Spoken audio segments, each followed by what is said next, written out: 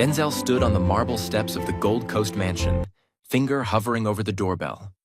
The bass line from Usher's You Remind Me still played in his head from the drive over, one of those songs that got under your skin and stayed there. He pressed the bell, listened to the chime echo inside like something out of a movie.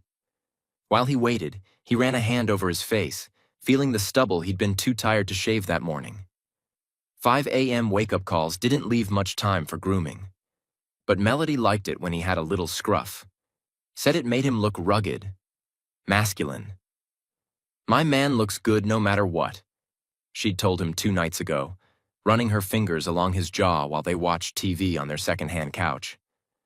Clean shaven, stubble, doesn't matter. You're just fine as hell, baby. The memory made him smile. At 27, Denzel McCarty had the kind of face that made people look twice. Strong bone structure, high cheekbones, a straight nose, a jawline that suggested both strength and stubbornness. His eyes were deep brown, almost black, with the kind of intensity that made people either trust him immediately or feel vaguely nervous. His lips were full, curved in a natural slight smile even when he was serious. The stubble covering his jaw and upper lip added an edge to features that might otherwise have been too pretty. But it was his body that really caught attention. 6'2" of lean, powerful muscle built from real work, not gym vanity. Broad shoulders that strained against his coveralls, arms thick with defined muscle, large, capable hands scarred from years of gripping wrenches and engine parts. Here's the kind of build that said, "I can protect you without saying a word." His cornrows were fresh. Melody had braided his hair just yesterday, sitting behind him on the couch for 3 hours, her fingers working methodically while they half-watched a movie. She was good at it, patient. Those were the moments when Denzel felt like they were really building something together. The door opened. A young woman in a maid's uniform stood there. Mid-20s, Latina, pretty in a girl-next-door way. Her eyes landed on Denzel's face, and she forgot how to speak. "Hi," she finally managed, her voice coming out breathy. A blush crept up her neck. "You must be the plumber?" "Yes, ma'am, Denzel McCarty." His voice was deep, smooth, with a quiet authority that made people pay attention. "Mrs. Patterson said there's a pipe issue?" Yes, so come in." She stepped aside but didn't stop staring. Her eyes traveled from his face down to his shoulders, his arms, then quickly back up like she'd been caught doing something she shouldn't. Denzel pretended not to notice. He got this reaction sometimes from women, had learned to navigate it with polite distance. The maid, her name tag said Rosa, led him through the mansion. Denzel's work boots felt too loud against the pristine marble floors. Crystal chandeliers hung overhead. Original art decorated the walls. Furniture that probably cost more than he made in 6 months. This was the rich people's world. The world Melody wanted. "The bathroom is upstairs," Rosa said, leading him up a curved staircase that belonged in a music video. "Second door on the right." She paused at the top, touching his arm lightly. "I'm Rosa. If you need anything at all, I'm usually in the kitchen." Her meaning was clear. The touch lingered a second too long. Denzel gave her a kind but firm smile. Held up his left hand, showing the simple silver wedding band.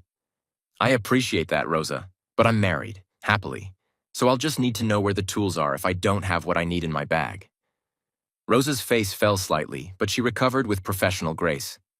"Of course. Tools are in the garage. I can show you if needed." "Thank you." She left, glancing back twice as she descended the stairs. Denzel entered the bathroom and let out a low whistle. The space was bigger than his and Melody's entire bedroom. Marble everything. A bathtub that could fit 4 people. A shower with 6 different heads. Gold fixtures that probably cost more than his car. Melody would lose her mind if she saw this, he thought, pulling out his phone to take a picture. Gonna show her what these rich folks are living like. He knelt beside the sink, opened his tool bag, and got to work. The issue was simple. A loose fitting causing a slow leak. 20-minute fix, tops. But Mrs. Patterson's nephew was paying $500 for the emergency call, and Denzel wasn't about to complain. That was good money. Real money. After he paid Jamal back the $60 he'd borrowed, put 50 toward the overdue electric bill, he'd have enough left to take Melody to Cortino. That Italian place she'd been hinting about for weeks. The place where her co-workers went for happy hour. The place that would make her feel seen, valued, like she wasn't just surviving but actually living. Denzel tightened the fitting. I tested the faucet. Perfect. No leak. He sat back on his heels, satisfied. Another job done right. That's when he heard voices in the hallway. Laughter, a man's deep voice, and a woman laughing, that specific musical laugh that Denzel had been listening to since they were teenagers. His hands froze on the wrench. No, can't be. She's at work. She said she had meetings all day. The voices got louder, closer. The woman laughed again. Pure joy, the kind of laugh Melody made when she was genuinely happy. Denzel's heart started hammering against his ribs. It's not her. This city has 3 million people. It's not her. But his body knew before his mind accepted it. His hands started shaking. His breathing got shallow. The bathroom door swung open, and Denzel's entire world ended. Melody stood in the doorway wearing a burgundy silk robe that barely covered her thighs. Her hair fell in perfect waves around her face. Her honey-brown skin glowed like she'd just come from a spa. She was all curves and beauty, looking like every fantasy Denzel had ever had about her, hanging on another man's arm. The man was tall, about Denzel's height, light-skinned with an athletic build, wearing expensive slacks and a designer shirt unbuttoned just enough to show off his chest. Everything about him screamed money and success, and I won. And Denzel knew that face. All 3 of them froze. Melody's eyes went huge. Her lips parted in shock. For one crystalline second, Denzel saw everything on her face: panic, guilt, terror. Then it was gone, replaced by something calculating. But the man smiled. Slow and cruel and triumphant. Well, well, well, Vaughn said, his voice dripping with satisfaction. Look who we have here. Denzel Makati, in the flesh. Denzel couldn't breathe, couldn't move.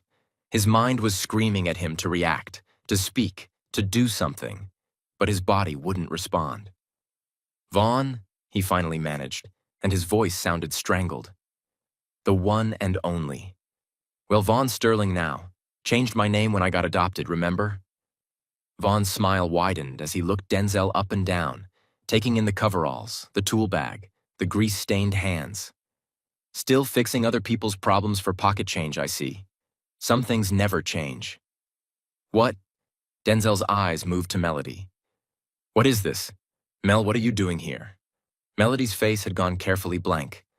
I don't know what you mean. You told me you had work today, meetings. You said, oh, this is rich, Vaughn laughed. Melody, baby, you didn't tell him? Tell me what? Denzel stood up, his 6'2" frame suddenly feeling too large and too small at the same time. That we're together, Vaughn said simply. He pulled Melody closer, possessive, his hand sliding down to rest on her hip. Have been for a while now. Months, actually. The words hit Denzel like physical blows. Months, he repeated, staring at the place where Vaughn's hand held his wife. She said you two weren't together anymore, Vaughn continued, his voice casual, conversational, like they were discussing the weather and not the complete destruction of Denzel's life.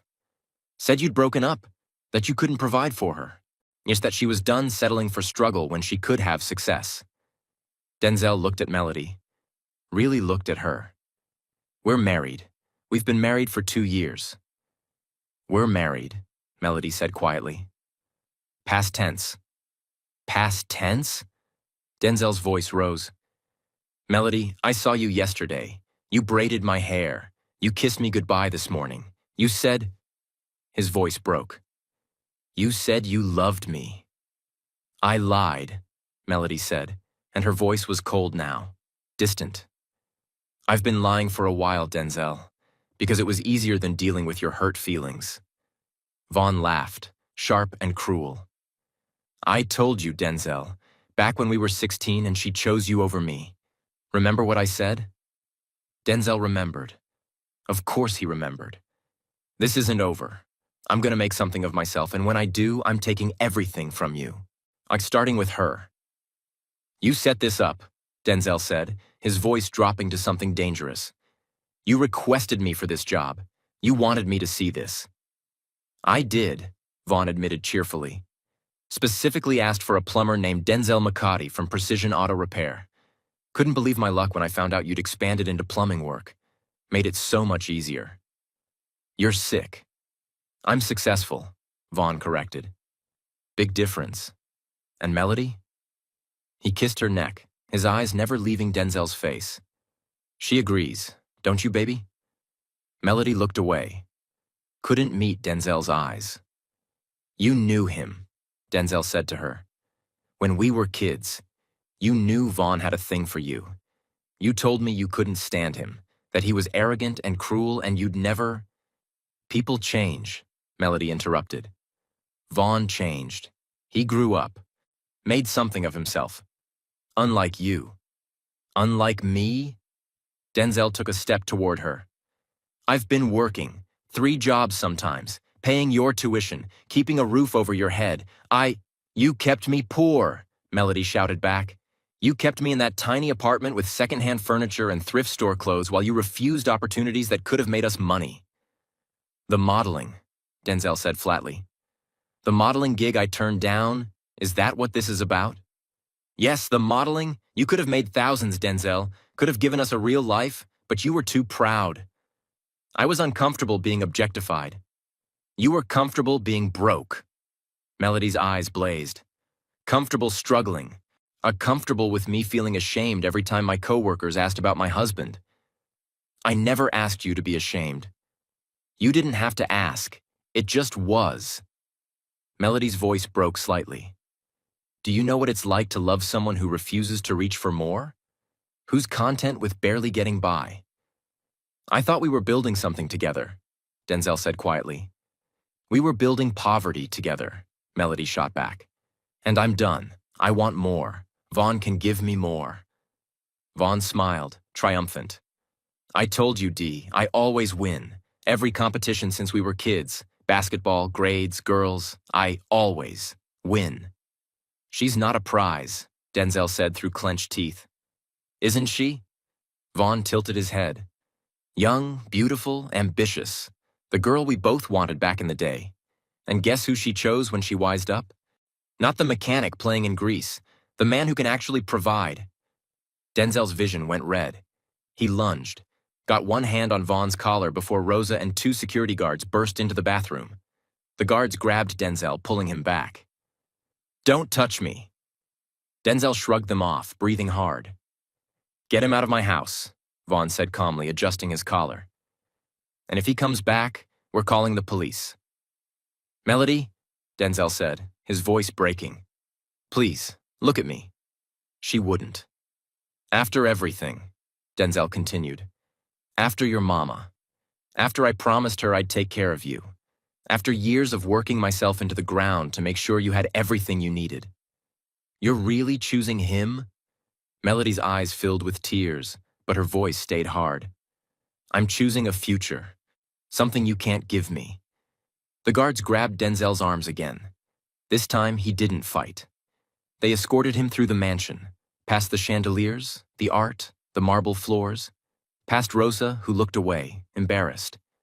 They walked him to the front door, opened it, gestured for him to leave. Denzel looked back one time. Vaughn stood at the top of the stairs, arm around Melody, smiling like he'd just won the lottery. Denzel walked out. The door closed behind him with a soft click that sounded like a coffin being sealed. He stood on the front steps, his tool bag in his hand, numbness spread through him like ice water in his veins. He walked down the driveway, through the iron gates, out onto the street. His feet moved automatically. His mind was completely blank. His was reeling. She denied me. My wife.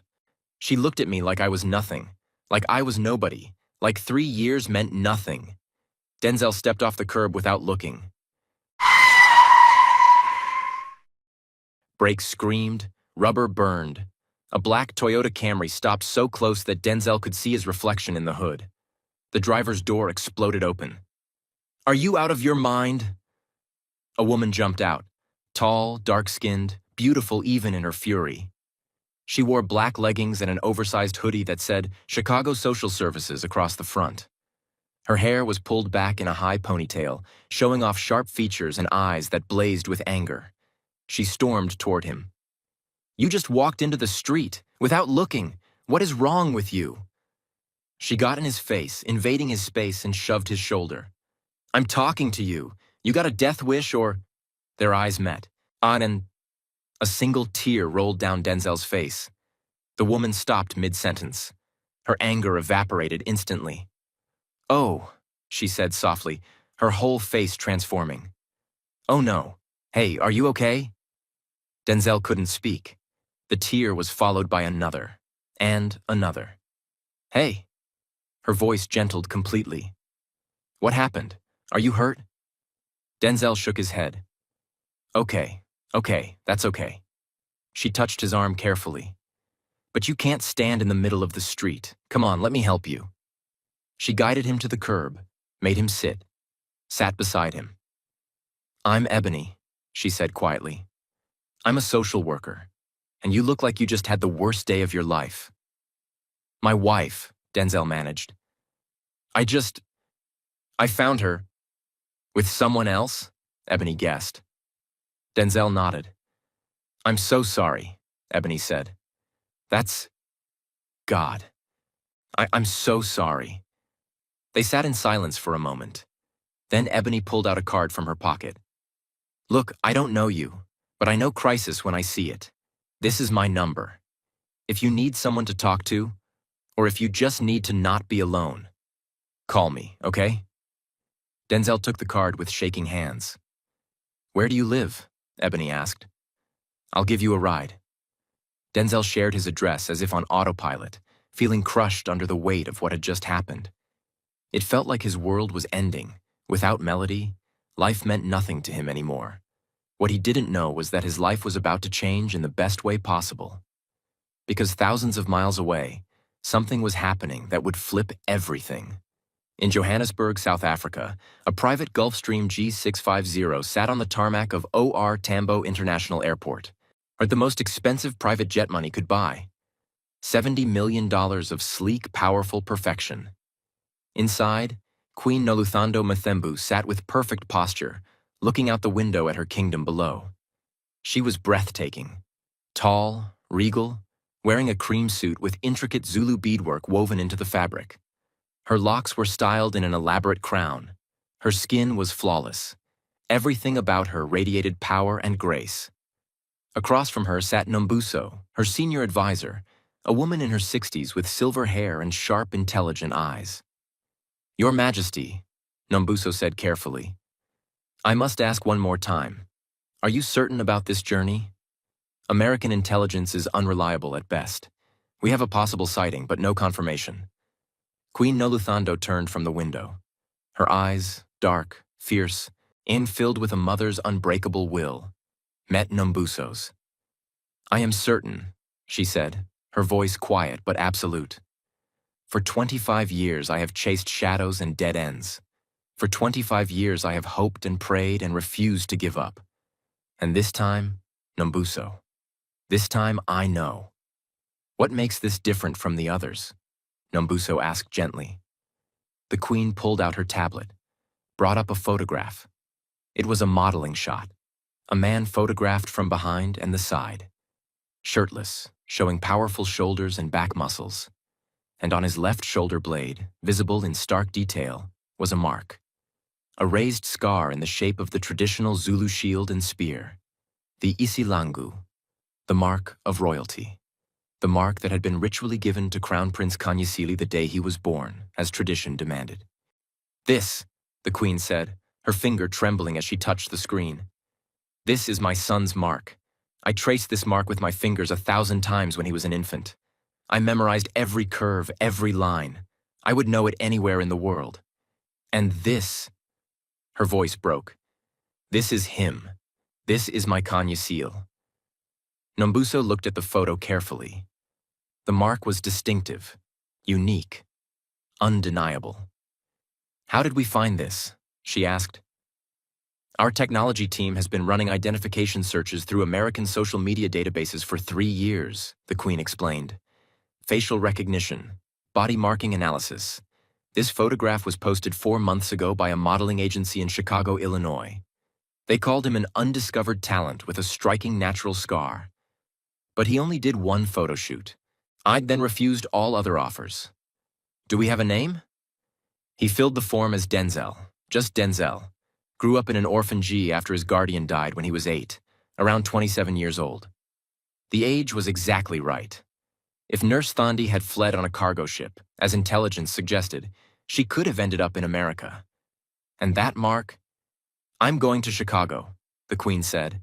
I will search that city street by street if I must, but I will not leave until I'm certain, until I've seen him with my own eyes, until I've confirmed beyond any doubt that this man is my son, or that he isn't. And if it's not him? Nombuso asked softly. Your Majesty, you've been hurt so many times before. It's him, the Queen interrupted, steel in her voice. I would stake my throne on it. A mother knows, Nombuso. After 25 years of searching, of aching, of living with a hole in my heart where my child should be, I know. This time is different. This time I'm bringing my son home. Sizwe, the head of royal security, entered the cabin. 6'5" of pure muscle and intimidation, dressed in an impeccable suit with traditional Zulu beadwork on his cuffs. Your Majesty, we're ready for departure. The convoy in Chicago is prepared. We've secured the penthouse floor at the Langham Hotel. Security protocols are in place. And discretion? The Queen asked sharply. Complete, Sizwe assured her. No media announcements. No public appearances until you give the word. We'll search quietly. The Queen nodded. Then let's go. I've waited 25 years. I won't wait another day. The jet engines roared to life. As the plane lifted off, my Queen Noluthando pressed her hand against the window, looking down at South Africa disappearing below. I'm coming, Kanyisile, she whispered in Zulu. Ngiyeza, Nyana Wami. Hold on just a little longer, my son. Mama is coming. The jet turned north, heading toward America, heading toward Chicago, heading toward a mechanic who had no idea his entire world was about to change in ways he couldn't possibly imagine. Ebony drove Denzel home in silence, occasionally glancing over at him. He stared out the window, face blank, mind clearly somewhere else. When they pulled up to his apartment building in South Shore, she touched his arm gently. You gonna be okay? She asked. Denzel didn't answer for a long moment. Then, I don't know. That's honest, Ebony said. Look, you don't know me, but if you need someone to talk to, call. Okay? I mean it. Denzel nodded, got out of the car, watched her drive away before heading inside. The apartment was empty, quiet. Melody's keys weren't on the hook.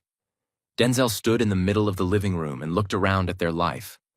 The second-hand couch, the TV he'd saved 6 months to buy, the photos on the wall, them at Navy Pier, at Millennium Park, at her college graduation. Had any of it been real? He walked to the bathroom, turned on the faucet, splashed cold water on his face, looked at himself in the mirror. He looked destroyed. Denzel pulled off his coveralls, then his shirt, and caught sight of the mark on his left shoulder blade in the mirror. He turned, looking at it over his shoulder. He'd had it his whole life, raised, dark, distinctive. Not a burn, not a normal scar. Almost like someone had deliberately created it. Thandi, the woman who'd raised him until she died when he was 8, used to call it his special mark. This means you're important, baby, she'd said, tracing it with gentle fingers. Somebody loved you enough to mark you as theirs. Someday, when you're ready, I'll tell you he means. But Thandi had died in a car accident before she could tell him anything more. And Denzel had spent 19 years wondering. He'd tried Googling it once. Nothing came up. Just a mystery he'd learned to live with. He shook his head, pulled on a clean shirt and sat on the couch, staring at nothing, waiting numbly for something, anything. For his swirling emotions to explode, for Melody to come back, for him to wake up from this nightmare with Melody in his arms.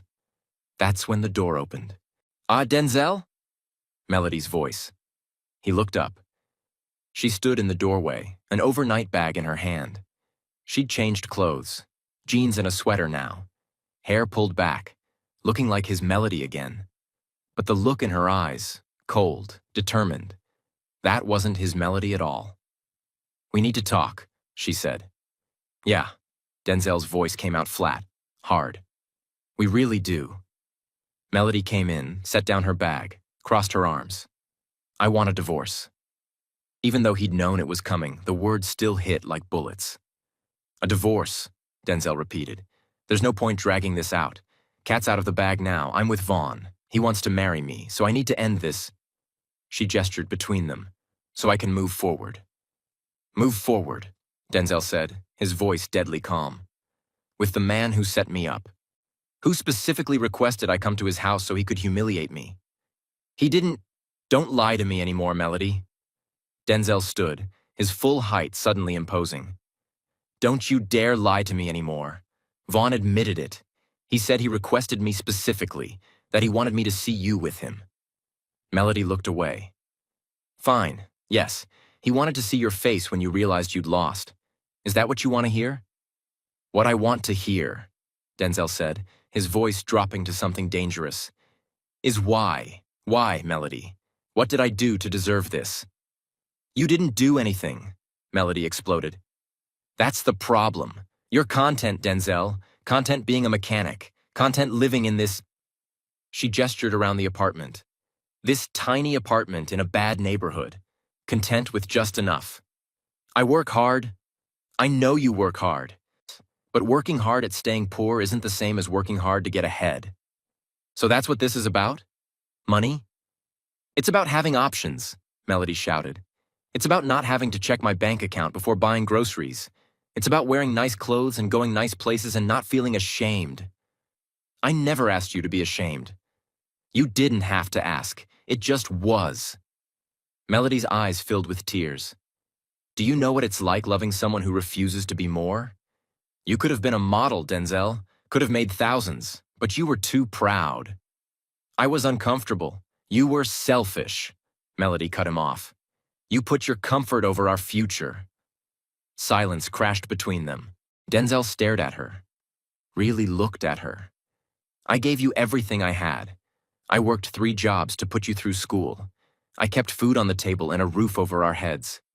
I loved you with everything in me. And it wasn't enough." "No," Melody said quietly. "It wasn't." The truth hung in the air like smoke. Melody grabbed her overnight bag, started shoving more clothes into it. "So that's it," Denzel said. "Years together, marriage vows. Not all of it means nothing." "It means I made a mistake," Melody said, "and now I'm fixing it." She pulled something out of her purse, a thick stack of bills, set it on the coffee table. "There's $1,000 there. I know this is hard. This will help until you figure things out."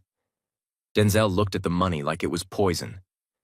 "And after the divorce," Melody continued, "Vaughn said he'll send you weekly payments. Call it gratitude for everything you did for me." "Gratitude," Denzel repeated, his voice flat. "I'm trying to be kind, Denzel." "Kind?" Denzel's voice went cold. "You think money is kind? You think paying me off makes this okay?" "I'm trying to help. I don't want your help." Denzel grabbed the money and threw it at her. Bills scattered in the air. "I don't want Vaughn's pity. I want my wife. Nah, but looks like she died the day she decided what's in a man's wallet matters more than what's in his heart." Melody stared at him, tears streaming down her face. "Take your money," Denzel said quietly, gesturing to the scattered bills. "And get out." "Denzel, get out!" Melody grabbed her bag, looked at the money on the floor, her hand hovered over the bills. Then she straightened up, left them there, walked to the door, paused with her hand on the knob. "I'm sorry," she whispered. "Suck, you're a good man, Denzel. You deserve someone who can love you the way you need. But that person isn't me anymore." She walked out. The door closed. Denzel stood in the middle of the apartment, surrounded by scattered $100 bills. He walked to the bedroom, stripped the sheets off the bed, sheets that still smelled like her, balled them up, threw them in the hallway, sat on the bare mattress, and let himself shatter. If you think Melody's about to discover she made the worst mistake of her life, comment, she's gonna regret it, because what's coming is justice. And if you're wondering what a queen searching for her son has to do with Denzel, hit that subscribe button, because when these two stories collide, it's going to blow your mind. The next morning, Denzel showed up to Precision Auto Repair at 5 a.m., 2 hours before his shift started. Jamal, the shop owner, found him already under a Ford F-150, and the sound of metal on metal echoing through the empty garage. "D?" Jamal called out. "That you?" Denzel didn't respond, just kept working. Jamal walked over, crouched down. "Man, your shift doesn't start till 7. What are you doing here?" "Working." "I can see that. But this early, why?" "Because this truck needs a new transmission and the customer wants it by noon." "That's a 6-hour job. It's 5 in the morning." "Then I better keep working." Jamal heard something in Denzel's voice, something hard and brittle, like glass about to shatter. "What happened?" Jamal asked quietly. "Nothing." "Denzel, I said nothing." Denzel's voice echoed off the garage walls. "Can I just work, please?" Jamal stood up slowly. Yeah, man, you can work." He walked away, pulling out his phone. Something was very wrong. By 9 a.m., Denzel had finished the transmission, nut rotated tires on 2 cars, and was halfway through an oil change when Mrs. Gray showed up. She was a sweet older black woman from the church, always smiling, always kind. She'd been bringing her Camry to Denzel for 3 years. "Good morning, Denzel," she called out cheerfully. "How's my favorite mechanic?" Denzel grunted, didn't look up. "I was hoping you could take a look at my brakes. They've been making a funny sound." "I'm busy," Denzel said shortly. Mrs. Gray blinked. "Oh, well, I can wait." "I said I'm busy," Denzel snapped, finally looking at her. "Can you not see I'm working on something?" Mrs. Gray took a step back, hurt flashing across her face. Jamal appeared immediately. "Mrs. Gray, I'm so sorry. Denzel's having a rough morning. I'll take care of your car personally, okay? No charge." That's all right, Jamal. Thank you." She glanced at Denzel, concerned. "Is he okay?" "He will be," Jamal said, but he didn't sound convinced. After Mrs. Gray left, Jamal walked over to where Denzel was aggressively tightening bolts. "Office, now."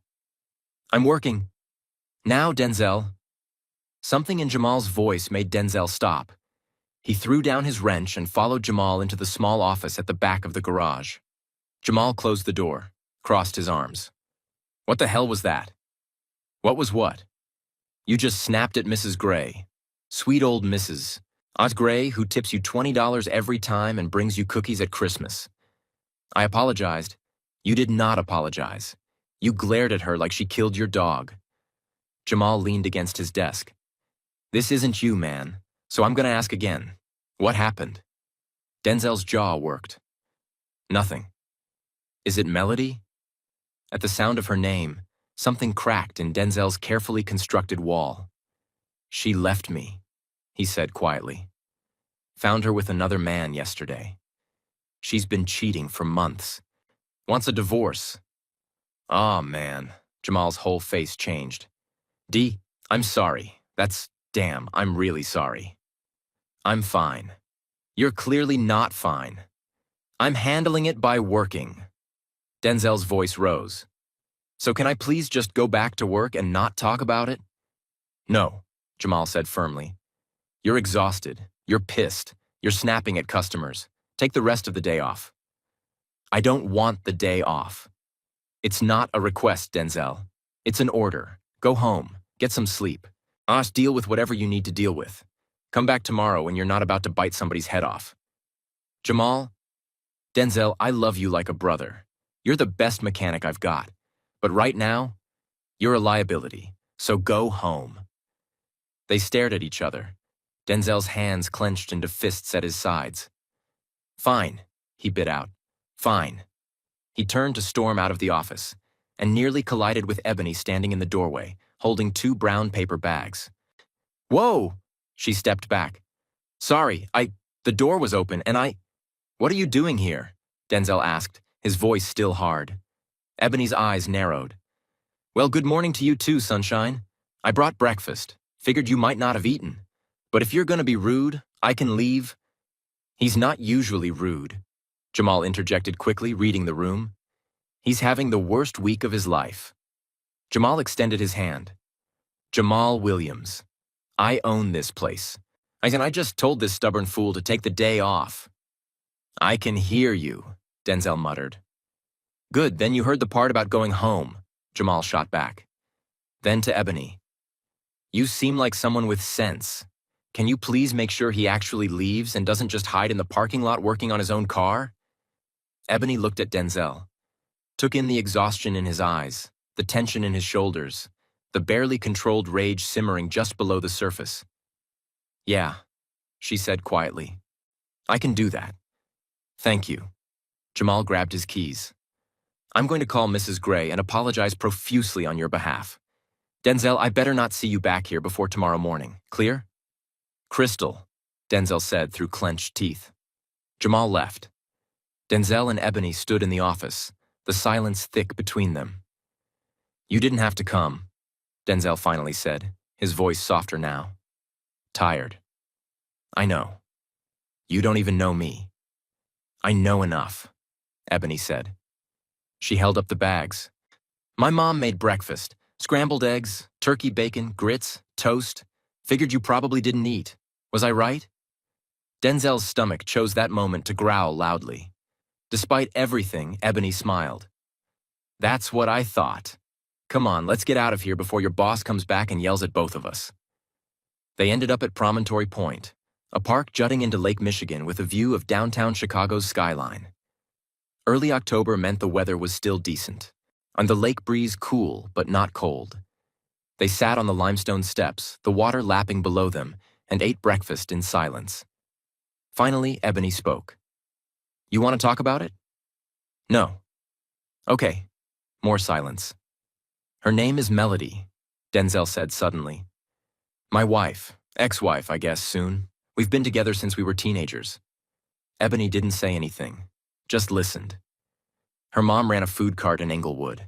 I was in foster care, always hungry. Mrs. Chambers, Melody's mom, she used to give me free food, extra portions, said I was a growing boy. Denzel stared out at the water. When she died, Melody was 17, had nobody. I promised Mrs. Chambers I'd take care of her daughter, and I did. For 10 years, I did. What happened? Ebony asked gently. She got a job at a fancy car dealership, started making real money, started seeing what life could be like with money. And I guess she looked at me, mechanic, plumber, struggling to make rent, and decided I wasn't enough anymore. So she left. She cheated, with my childhood rival, guy named Vaughn who's hated me since we were 16. He set the whole thing up, requested me for a plumbing job at his mansion specifically so I'd find them together. Ebony's jaw dropped. Are you serious? Dead serious. Found her in his bathroom wearing basically nothing. She denied knowing me, said I was her ex, her stalker. Denzel's hands clenched. Looked me in the face and said I was nobody to her. That's evil, Ebony said flatly. Like, genuinely evil. That's Melody. Denzel laughed bitterly. Or at least that's who she is now. I don't know. Maybe she was always like this and I was too stupid to see it. You weren't stupid. You were in love. Same thing, apparently. Ebony bumped his shoulder with hers. Not always. Sometimes love is the smartest thing you can do. You just gave it to the wrong person. Denzel looked at her. She was beautiful, yeah, that was obvious. But there was something else. Something in the way she looked at him. Like she saw him. Not what he could give her or what he could do for her. Just him. Why are you being so nice to me? He asked. Because you almost died under my car yesterday and you look like you need a friend. You don't know me. So? I'm a social worker. I'm literally trained to help people in crisis. And you, Denzel Makati, are in crisis. I'm fine. Ebony gave him a look. You snapped at a sweet old lady who brings you cookies. You're not fine. Denzel almost smiled. Almost. Fair point. They finished eating. Ebony packed up the trash. Can I ask you something? Ebony said. Sure. Do you still love her? Denzel thought about it. I love who she used to be. The girl who braided my hair while we watched movies, who laughed at my terrible jokes, who used to kiss me goodbye in the morning like I was the most important person in her world. But that person's gone. Maybe she never existed. Maybe she did, Ebony said. And maybe she just lost herself. People do that sometimes. They get so focused on what they think they want that they forget what they already have. Sounds like you're speaking from experience. My ex, Ebony admitted. Different situation, but same energy. He wanted me to be someone I wasn't. I kept pushing me to change. Eventually, I realized he didn't love me. He loved the idea of who he could turn me into. What did you do? Left. Hardest thing I ever did, but I'm better for it. Ebony looked at him. You will be too. Eventually. Doesn't feel like it right now. I know, but you're still standing. That counts for something. They sat in silence for a while, watching boats move across the lake. I keep thinking about all the things I should have done differently, Denzel said quietly. The modeling job I turned down, the extra shifts I could have worked. Maybe if I'd just... Stop, Ebony interrupted. Don't do that to yourself. You can't twist yourself into knots trying to figure out how to be enough for someone who decided you weren't. That's not on you. That's on her. You sound very sure about that. I am, because I've seen this story 100 times in my work. People who sacrifice everything for someone who doesn't appreciate it. And you know what happens? They lose themselves, become hollow. You want to know the bravest thing you can do right now? What? Walk away, sign the papers, let her go, don't beg, don't chase, just let her discover on her own what she lost. Because trust me, Denzel, she will realize it. Probably when it's too late. Denzel turned that over in his mind. You think so? I know so. Ebony stood up, brushed off her pants. But first, you gotta get closure, real closure. Meaning? Go see her, one more time. Say what you need to say, ask what you need to ask, then decide if you'd walk away for good. I don't know if I can...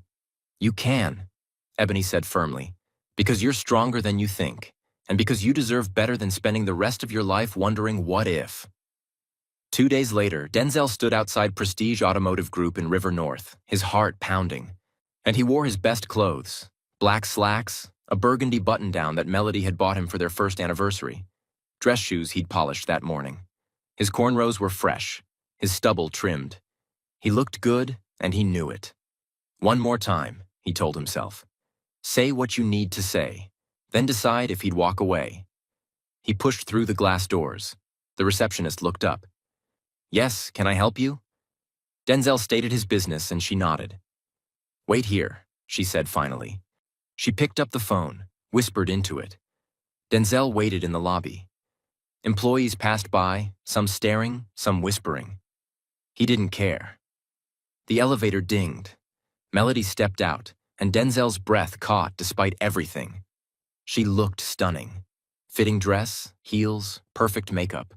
The kind of beautiful that had made 17-year-old Denzel fall in love on sight. She saw him and her face went through several emotions. Surprise, fear, something that might have been guilt. No, Denzel, she said, crossing the lobby quickly. What are you doing here? I needed to see you, to ask you something. I told you, we're done. Was any of it real? Denzel asked, his voice quiet but intense. The years together, the promises, the nights you told me you loved me. Was any of it real, or was I just a placeholder until someone better came along? Melody's eyes filled with tears. It was real. At the time, it was real. At the time, Denzel repeated. Meaning what? You meant it then, but not now? Meaning people changed, Denzel. I changed. What I wanted changed. No, Denzel said, his voice hard. What you wanted didn't change. You always wanted money and status. I just didn't see it because I was too busy working 3 jobs to keep you fed and housed and educated. That's not fair. Isn't it? Denzel took a step closer. Your mama used to tell me, Denzel, my baby's got champagne tastes on a beer budget, but she's got a good heart under all that flash. I used to think she was wrong about the champagne part. Turns out she knew you better than I did. The elevator dinged again. Vaughn Sterling stepped out, saw them, and smiled that cruel smile Denzel absolutely hated.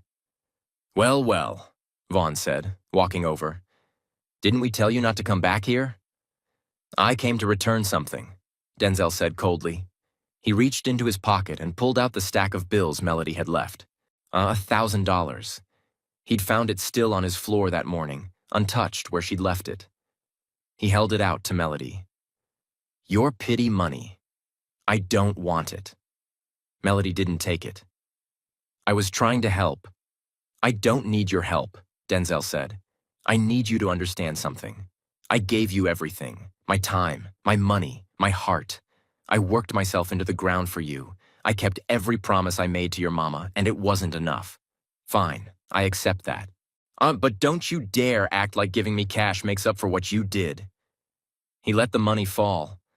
Bills scattered across the marble floor. That's littering, Vaughn said smugly. I could call the police. Denzel turned to face Vaughn fully. 6'2" of barely controlled rage. You won, Denzel said quietly. You got the girl. You humiliated me. You proved you're richer and more successful. Congratulations, Vaughn. You beat the poor kid from foster care. That must feel real good. It does. Actually, Vaughn said. Good. Because when you're lying in bed next to her in your mansion with your money, I want you to remember something. What's that? She didn't choose you because she loves you, Denzel said. She chose you because she loves what you can buy her. And the second someone richer comes along, you'll be me, standing in a lobby, wondering how you didn't see it coming. Vaughn's smile faltered slightly. Denzel turned back to Melody. I hope you're happy. I really do. I hope all the designer clothes and fancy restaurants and whatever else he buys you fill the hole where your heart used to be. Denzel. Melody reached for him. He stepped back. Don't. We're done. For real this time. He looked at the scattered money on the floor one last time. Keep it. Buy yourself something nice. Consider it a wedding gift. He turned and walked toward the exit. You're gonna regret this, Melody called after him. Yet there when you're alone and struggling and wishing you'd fought harder. Denzel stopped, turned around. I fought for 10 years, Melody. I worked 3 jobs. I sacrificed sleep and health and my own dreams to give you yours. If that's not fighting hard enough, then nothing ever would have been. He walked out the glass doors. Behind him, he heard Vaughn say, Security, get that money off the floor. It's making the place look trashy. Denzel kept walking. Just as he exited the building, a black Mercedes pulled up to the curb. A woman in an elegant suit with African-style beadwork stepped out, followed by 2 men in similar attire. They walked past Denzel into the building. Denzel didn't notice. His head was bowed, turned away, shoulders slumped forward. If you think Denzel finally got his closure and Melody's about to realize what she lost, drop a comment saying, too late. Because while Denzel's walking away from his past, something major is about to walk into his future. Sa hit that subscribe button because her karma is coming. The divorce papers arrived by courier 4 days later. Denzel stared at them for an hour before opening the envelope. Petition for dissolution of marriage. Makati versus Makati. Their names, side by side, officially ending what they'd started with such hope. He read through the legalese. Melody wasn't asking for anything. No alimony, no division of assets. Clean break. Like their marriage had never existed.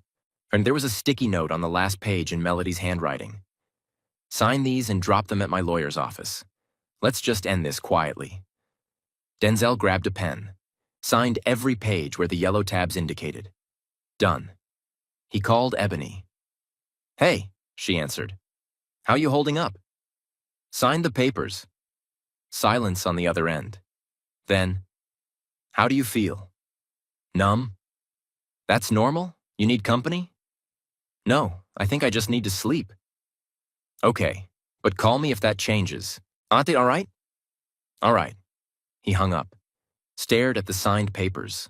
At the end of his marriage, reduced to a stack of legal documents. He couldn't sleep.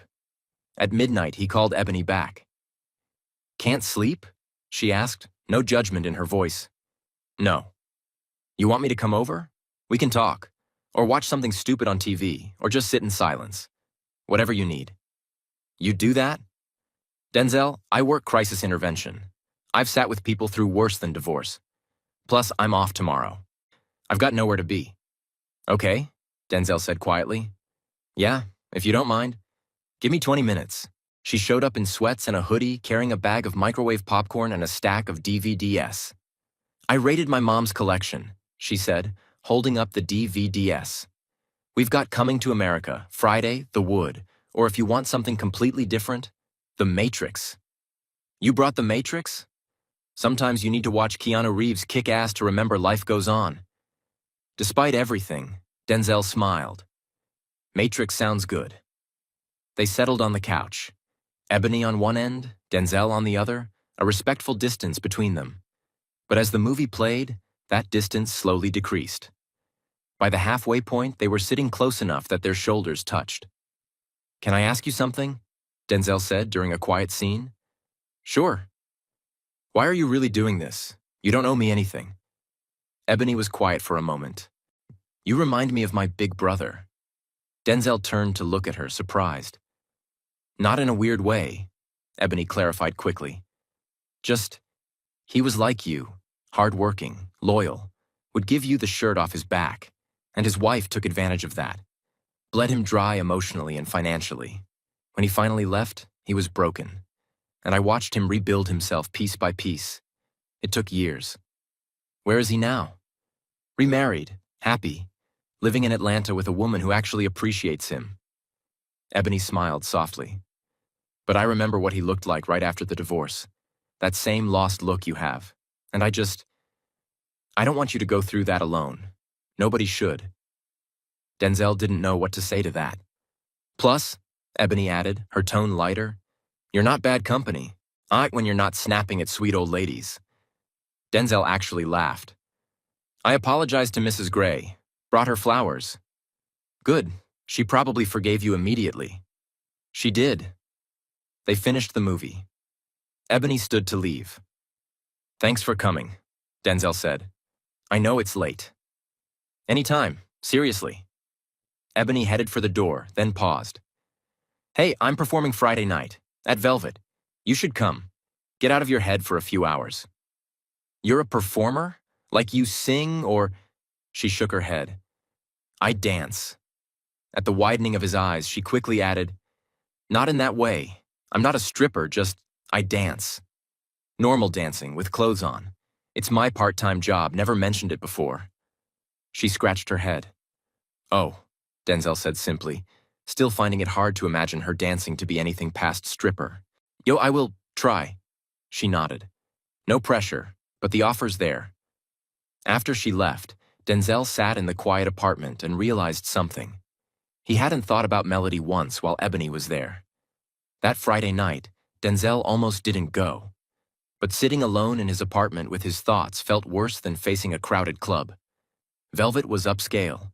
Nice lighting, professional sound system, security that actually checked IDs. Not the seedy place he'd imagined. He got a table near the back and ordered water. The bartender, a guy in his 30s with kind eyes, took one look at Denzel's face and said, "First one's on the house, man. You look like you need it." "I don't drink." "The water's still free." He winked and walked away. At 10 p.m., the lights dimmed. Music started, something smooth and soulful, and Ebony took the stage. Denzel's breath caught. She was transformed. Hair down in natural curls, wearing a black outfit that showed off her athletic build, moving with a grace that was almost hypnotic. Every gesture deliberate, every step controlled. She commanded that stage, commanded the room, commanded attention without demanding it. When she finished, the crowd erupted in applause. She joined Denzel at his table, slightly breathless, glowing with the high of a good performance. "What did you think?" she asked. "You're incredible," Denzel said honestly. "Like, legitimately talented. Have you thought about doing this professionally?" "This is professional," Ebony laughed. "But I mean full-time?" "No, this is just to pay for school. My real passion is social work, helping people." "You're good at that too." "Thanks," Ebony smiled. "So how are you?" "Really?" "Better, worse, both. I don't know." "That's honest." That's when a woman approached the table. Early 20s, gorgeous, wearing a dress that left little to the imagination. She looked at Denzel like he was dinner. "Hey there," she purred, leaning on the table. "You here alone?" "With a friend," Denzel said shortly, gesturing to Ebony.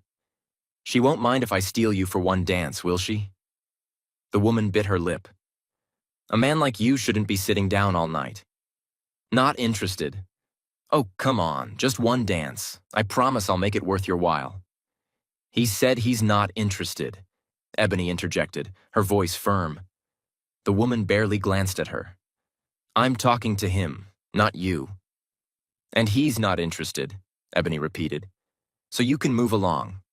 The woman rolled her eyes but walked away, muttering something under her breath.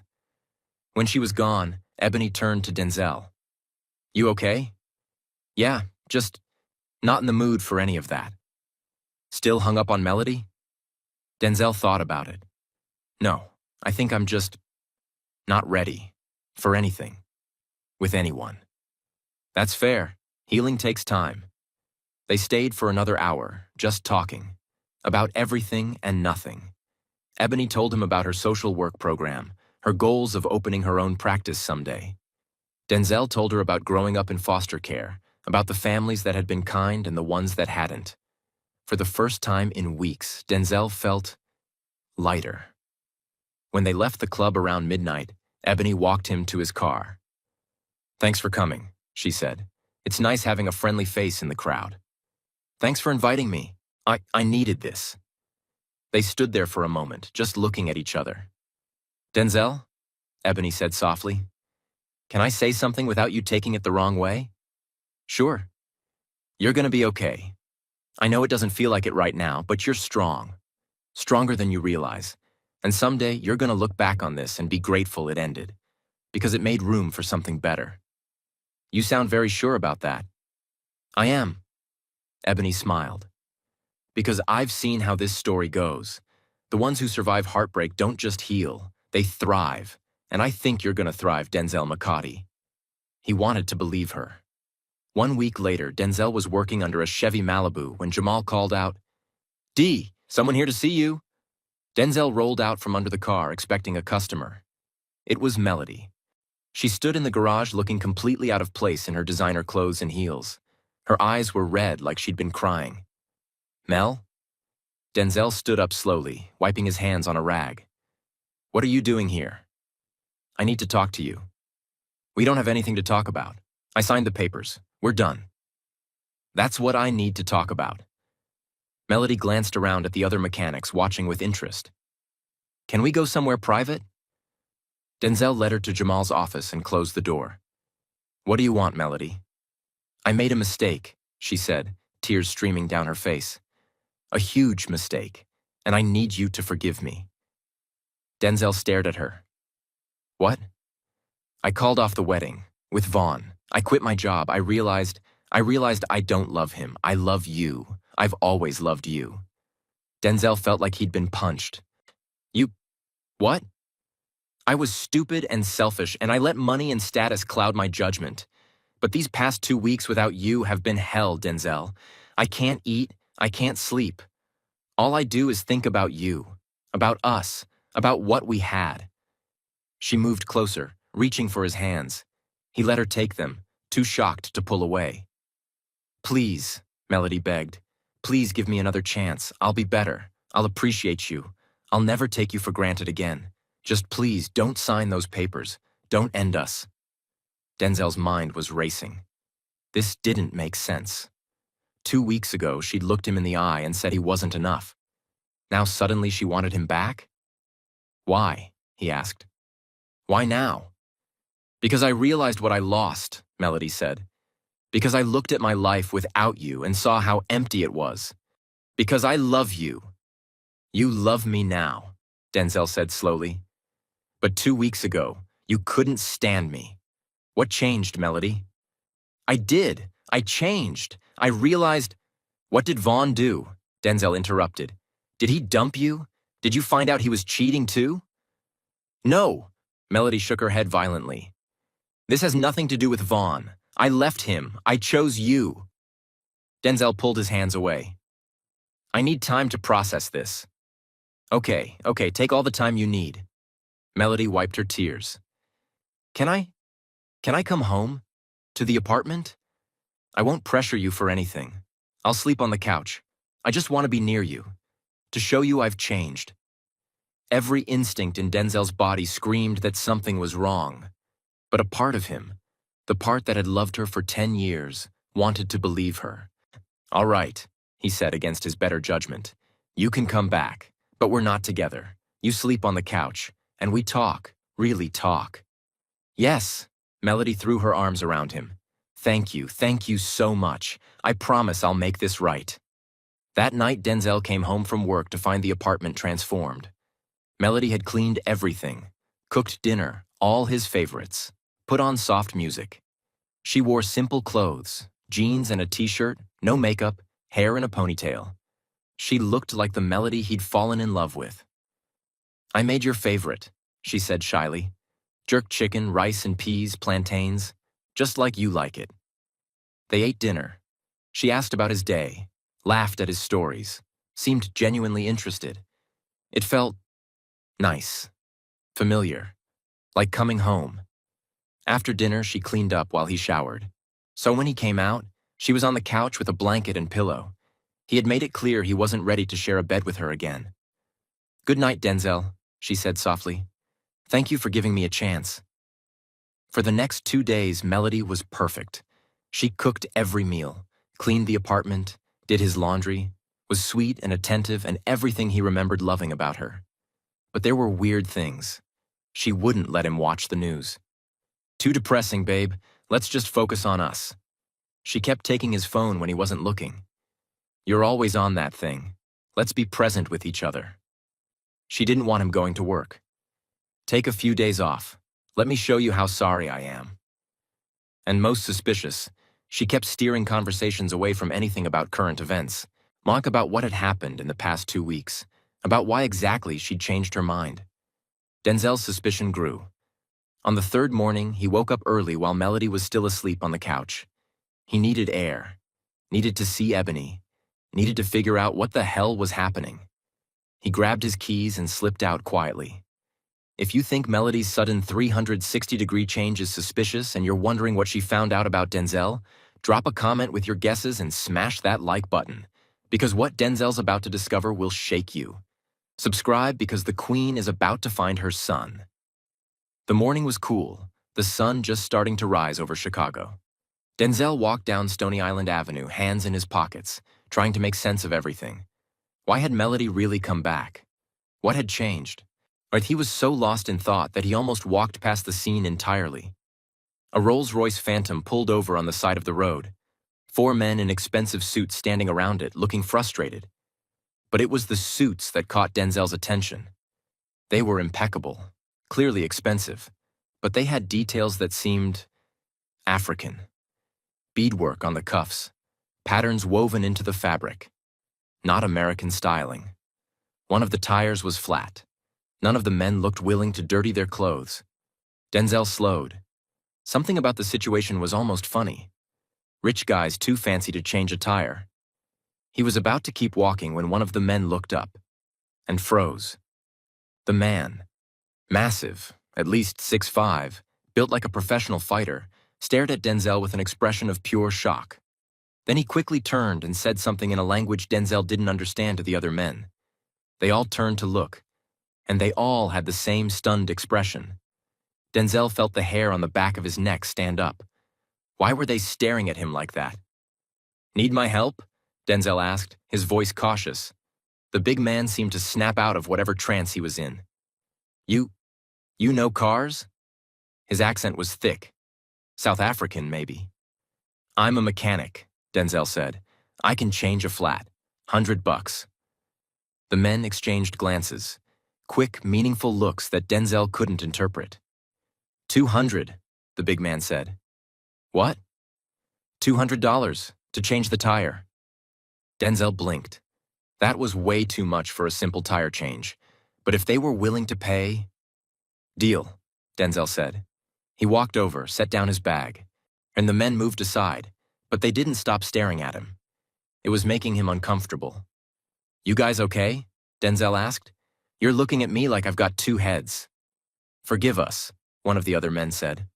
Also South African accent. You remind us of someone.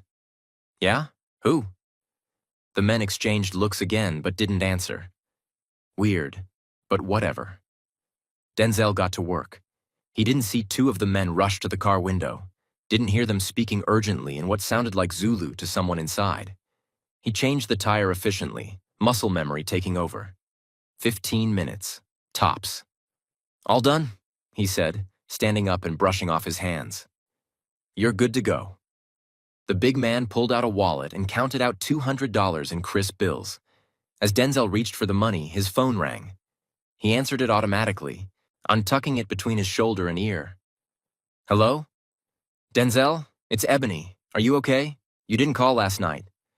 I'm fine. I'm actually out right now, but I'll call you back. As he talked, he turned slightly. His jacket shifted, and the collar of his shirt pulled down just enough to reveal the edge of the mark on his shoulder blade. The big man's eyes went wide. He grabbed Denzel's shoulder, not rough, but urgent, and pulled the collar down more to see the full mark. Hey, Denzel jerked away. What the hell? But the man wasn't listening. He was staring at the mark like he'd seen a ghost. Then he turned to the car and spoke rapidly in Zulu. The back door of the Rolls-Royce opened, and Queen Noluthando Mthembu stepped out. She was breathtaking. Tall, regal, wearing a cream suit with traditional Zulu beadwork. Her locks were styled elegantly, but it was her eyes that caught Denzel. Dark, intense, filled with emotion he couldn't name. She walked toward him slowly, like she was afraid he'd disappear. Kanye Sila, she whispered. What? Denzel backed up a step. Lady, I don't know what your mark, she said, her voice shaking. On your shoulder. May I see it? No, what is happening right now? Please, the Queen said, and there were tears forming in her eyes. Please just let me see it. That's all I ask. Something in her voice, desperate, pleading, but also commanding, made Denzel hesitate. Against his better judgment, he pulled down his collar to show the mark. The Queen's hand flew to her mouth. Tears spilled down her face. It's you, she breathed. After 25 years. My son. Audrey, it's you. You're what? Denzel jerked his collar back up. Lady, I don't know what movie you think you're in, but I'm not your son. My mom died when I was 8. Car accident. Her name was Thandi, the Queen said. She was a nurse. She saved your life when you were 6 months old, took you from South Africa on a cargo ship and brought you here to protect you. Denzel's blood ran cold. How do you know her name? Because she worked for me, the Queen said. She was your nurse, the woman who helped me give birth to you. And when soldiers came to kill you during the coup, she ran. She saved you, and she never came back. This is crazy, Denzel said, backing away. You're crazy. I'm just a mechanic. I'm nobody. You're not nobody, the Queen said, moving toward him. You're Prince Kanyasila Mthembu. You're the crown prince of the Zulu kingdom, and you're my son. Denzel's mind couldn't process this. Prince? Kingdom? This woman was insane. Keep the money, he said, throwing the bills at them. I'm out. He turned and ran. Wait, The Queen called after him. Please, I've been searching for you for 25 years. But Denzel didn't stop. He ran back toward his apartment, his heart pounding, his mind screaming that what just happened couldn't have happened. A queen? A prince? Him? Impossible. He burst into his apartment, breathing hard. Melody looked up from the couch, startled. Denzel, what's wrong? Where did you go? Some crazy woman just told me I'm a prince, Denzel said, pacing. Said I'm her son, that I'm royalty from South Africa. She knew Thandy's name. How did she know Thandy's name? Melody's face went pale, and in that moment, Denzel saw it. She wasn't surprised. She was scared. Mel, Denzel said slowly, turning to face her fully. Why aren't you surprised? I am surprised. That's crazy. No, Denzel said, his voice dropping. You're not surprised. You're nervous. Why are you nervous, Melody? Denzel, you're being paranoid. Did you know about this? Denzel asked, his voice rising. Is that why you came back? No, I came back because I love you. Liar, Denzel roared. You're lying. I can see it on your face. Melody's phone rang. She looked at the screen and went even paler. Who is it? Denzel demanded. Nobody. Denzel snatched the phone from her hand. Vaughn's name on the screen. Answer it, Denzel said. On speaker. Denzel, don't. Answer it. With shaking hands, Melody answered and put it on speaker. No, Melody? Vaughn's voice came through, angry and bitter.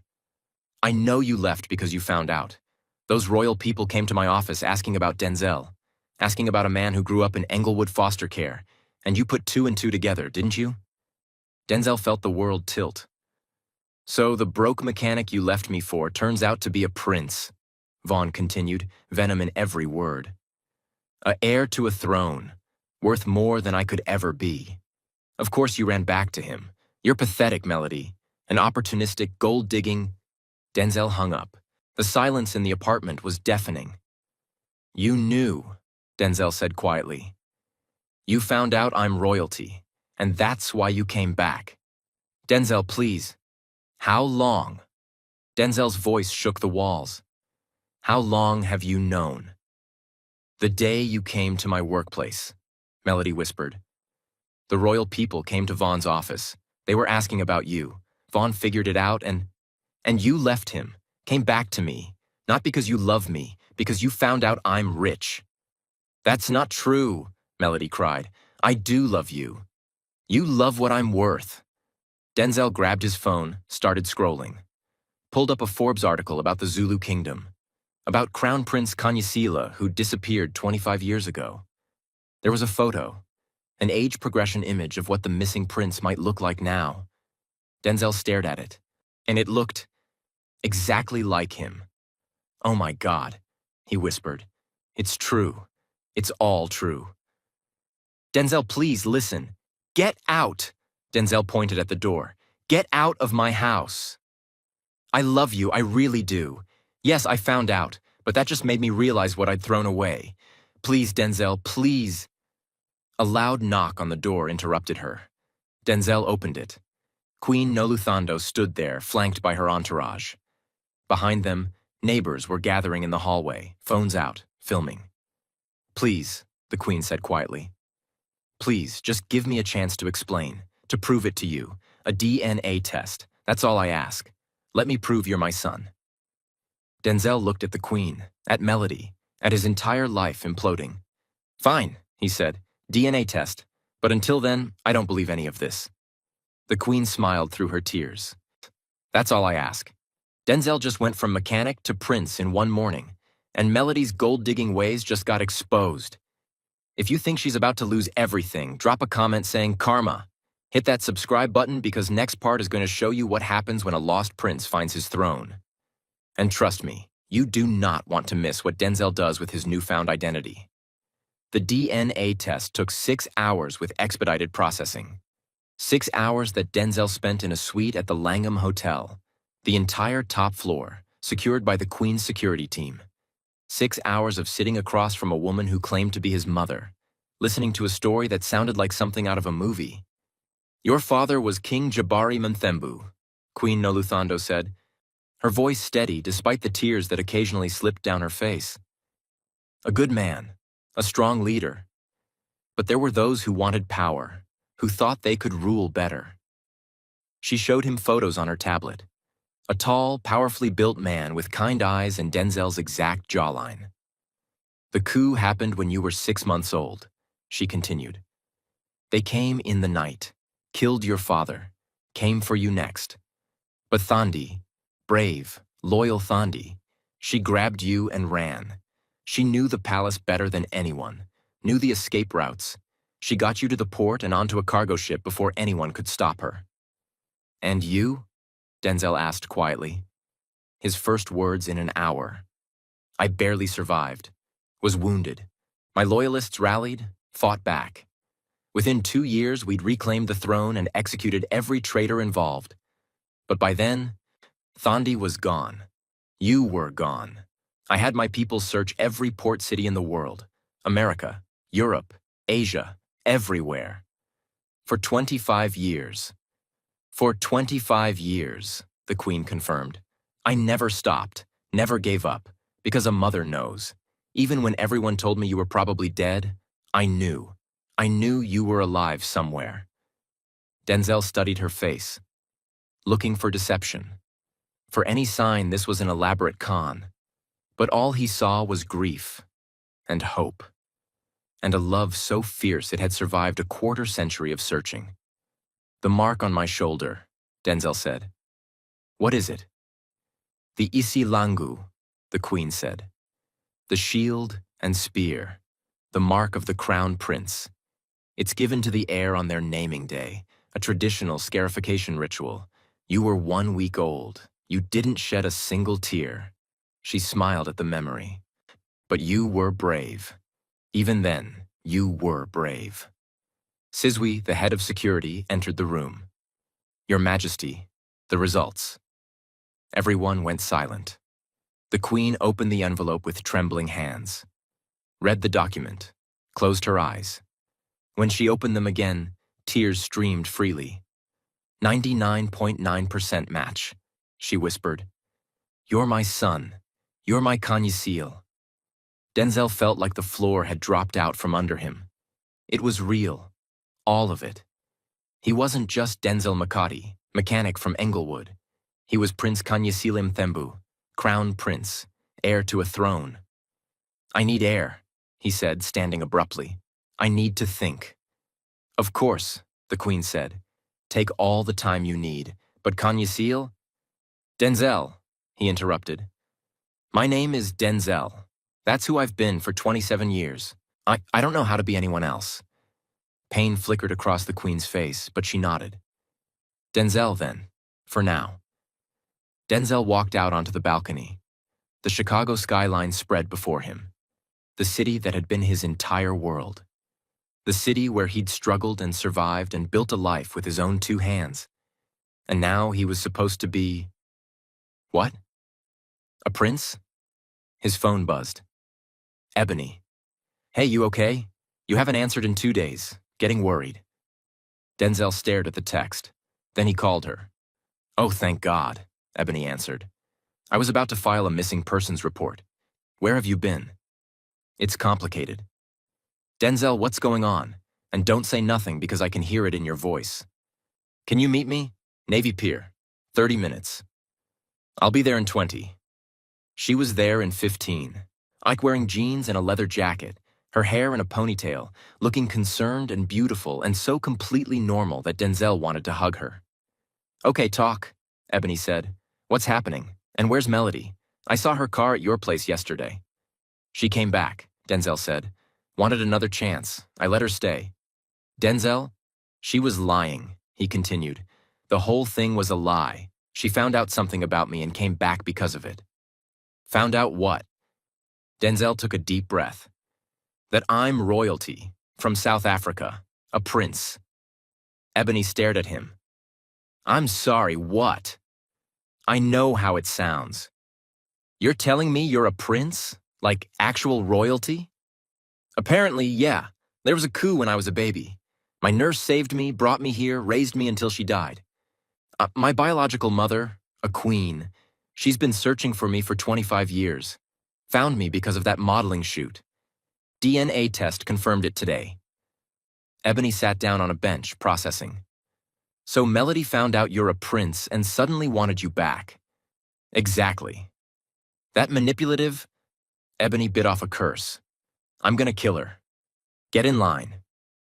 They sat in silence for a moment, watching the lake. How do you feel about it? Ebony asked. The prince thing.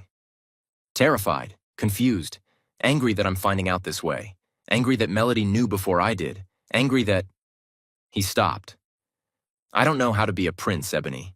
I'm a mechanic. I fix cars. I grew up in foster care eating free food from a cart. I don't know anything about kingdoms or thrones or… But you know about hard work, Ebony interrupted. About loyalty. Yet about treating people with respect regardless of their station. Those are the things that make a good leader. You sound like you believe I can do this. I believe you can do anything you set your mind to. Ebony looked at him. The question is, what do you want? I don't know. Yes, you do.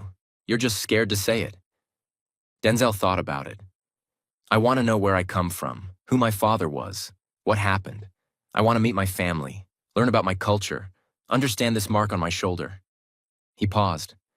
But I don't want to lose myself. I don't want to become someone I'm not. Then don't, Ebony said simply. Be Denzel who happens to be a prince. Not a prince who used to be Denzel. You make it sound easy. It's not easy, but it's simple. And there's a difference. Ebony bumped his shoulder. So what's the plan? My mother wants me to come to South Africa, learn about the kingdom, meet the family, eventually take my place as crown prince.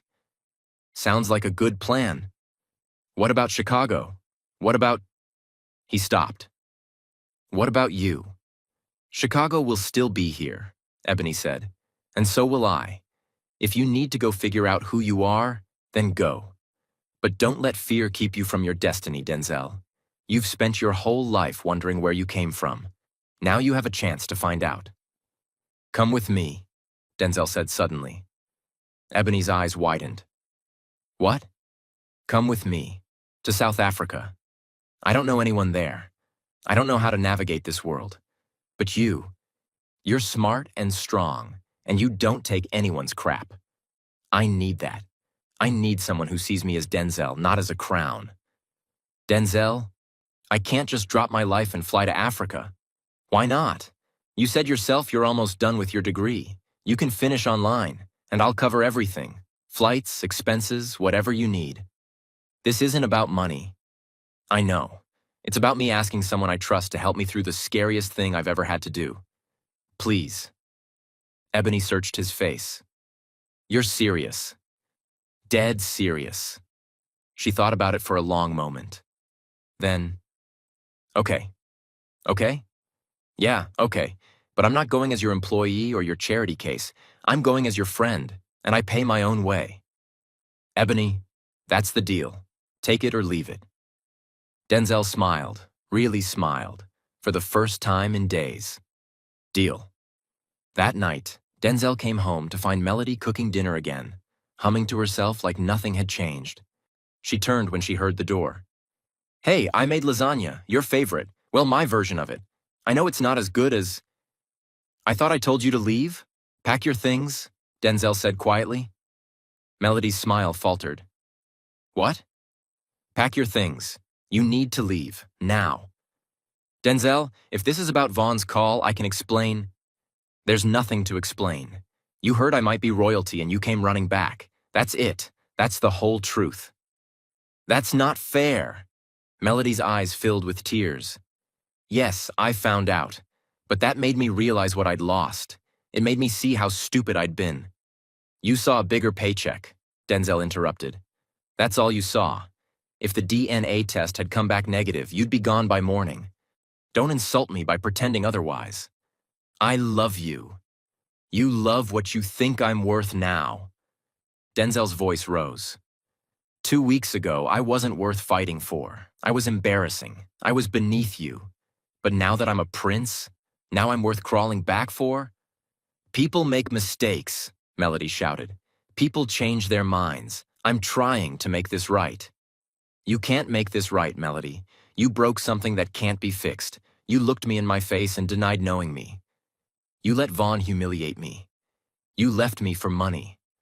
And the only reason you're standing here now is because you found out I have more money than Vaughn ever will. That's not true. Isn't it? Denzel moved closer, his voice dropping to something dangerous.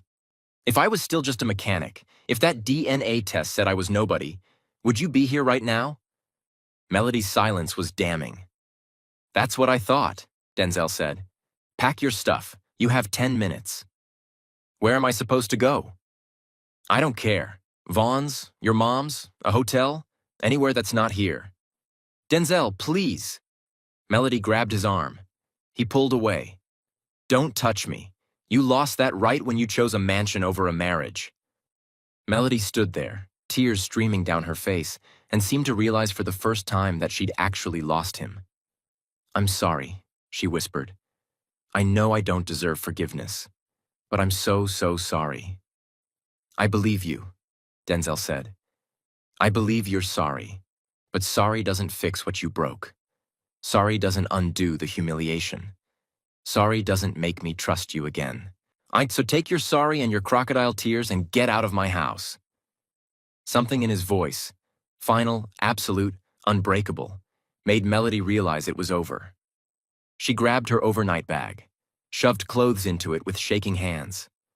At the door, she turned one last time. When you're a king, living in a palace, surrounded by wealth and power, I hope you remember that I loved you when you had nothing. You never loved me when I had nothing, Denzel said coldly. You tolerated me. There's a difference. Now leave. Melody left. The door closed, and Denzel felt lighter than he had in weeks. 3 days later, O'Hare International Airport. Denzel stood in the private terminal, watching the Gulf Stream being prepped for the flight to South Africa. Queen Noluthando approached, elegant as always, but her eyes were warm. Are you ready, my son?